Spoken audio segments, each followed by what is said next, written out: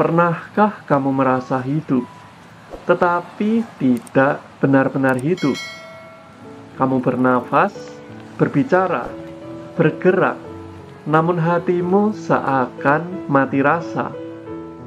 Ada yang hilang, tetapi tidak bisa dijelaskan. Mungkin seperti itulah rasanya kehilangan iman, dan yang paling menyakitkan, kehilangan itu tak terlihat. Hari Minggu ini gereja merayakan Minggu Paskah kedua, atau juga dikenal sebagai Minggu Kerahiman Ilahi. Namun bagaimana mungkin kita bicara soal kerahiman kalau kita sendiri sedang bergumul dalam luka dan ketidakpercayaan?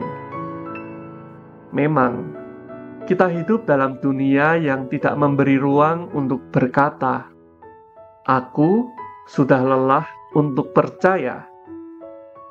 Luka ini berdarah diam-diam, dan kita tak tahu harus percaya pada siapa lagi.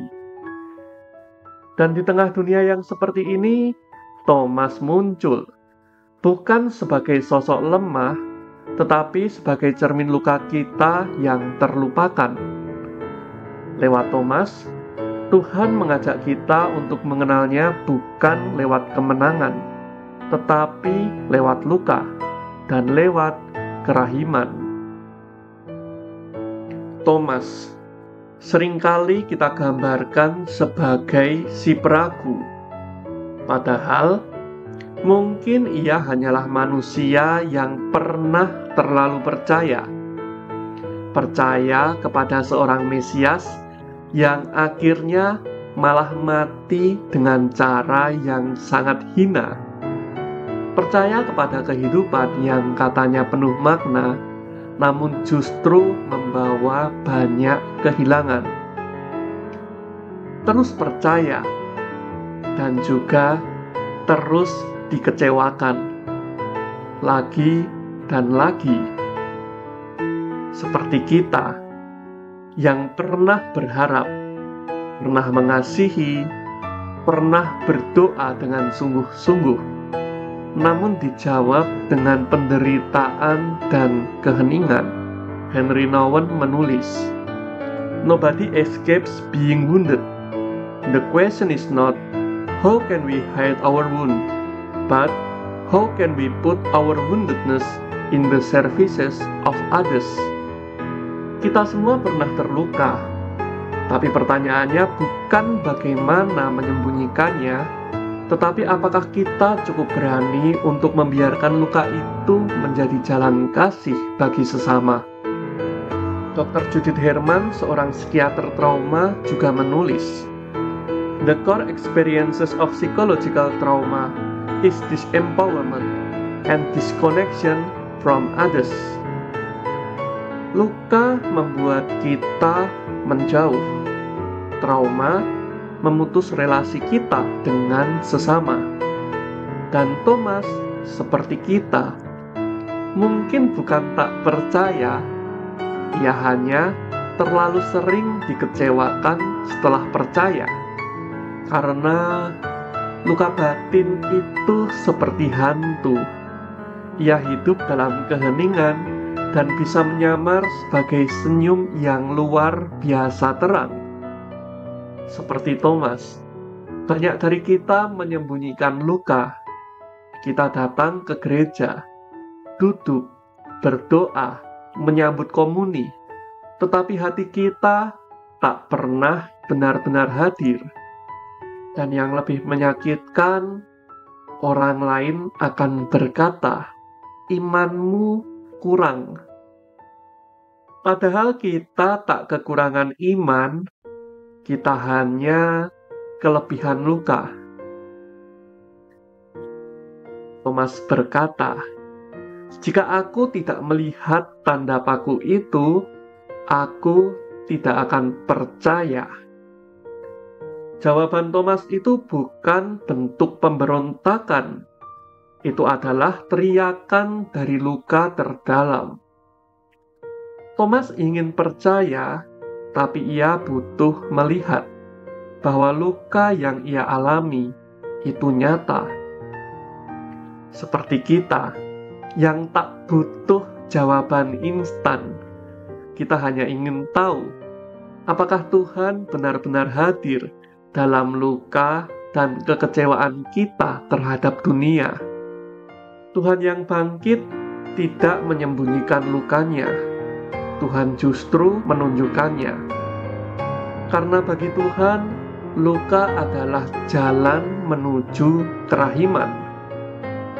Di Minggu Kerahiman Ilahi ini, Tuhan tidak menuntut kita untuk percaya sebelum kita siap. Namun Ia akan tetap datang, menyapa, dan menawarkan lukanya untuk menyembuhkan kita. Bukan lewat mujizat, tetapi lewat keberanian Tuhan untuk menjadi rentan. Iman Thomas tidak lahir dari argumen.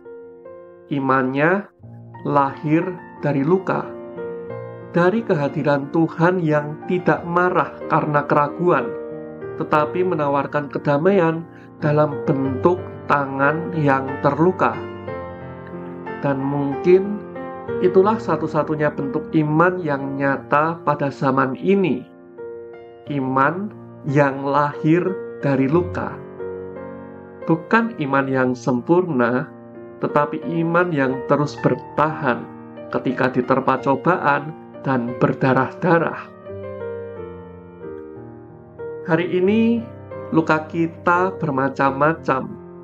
Kita kecewa oleh cinta yang palsu, oleh pemuka agama yang tak jujur, oleh doa yang tak dijawab, oleh dunia yang terlihat sangat sibuk, tetapi tidak mempedulikan kita. Dan kita, seperti Thomas, hanya ingin tahu apakah ada tempat bagi kita untuk percaya lagi. Henry Nouwen menyebut kita sebagai wounded healers, penyembuh yang justru terluka. Dan Dr. Judith berkata, hanya ketika kita berani kembali terhubung, kita bisa kembali pulih. Kita butuh menyentuh luka itu, memandangnya, dan di sanalah Tuhan diam-diam menunggu. Bukan di singgasana, tetapi di luka yang masih menganga. Thomas tidak bersalah. Ia tidak kekurangan iman. Sama halnya dengan kita. Kita hanyalah manusia yang pernah terlalu percaya dan terlalu sering dikecewakan. Dan dalam keraguan itulah Tuhan menunjukkan kerahiman yang paling dalam, bukan dengan kekuatan, tetapi dengan luka. Karena pada akhirnya kerahiman bukan tentang jawaban, melainkan tentang hadirnya Tuhan di tengah ketidaksempurnaan iman kita. Jika kamu merasa luka ini seperti milikmu, jangan menanggungnya sendiri. Mari kita berjalan bersama dalam pencarian makna dan kerahiman. Bersama Petrus di Awam Tebar Garam. Klik subscribe dan biarkan luka kita menjadi awal dari kisah baru. Tuhan tidak akan menjauh karena imanmu sedang goyah. Ia justru datang dan menawarkan lukanya sebagai jembatan menuju harapan.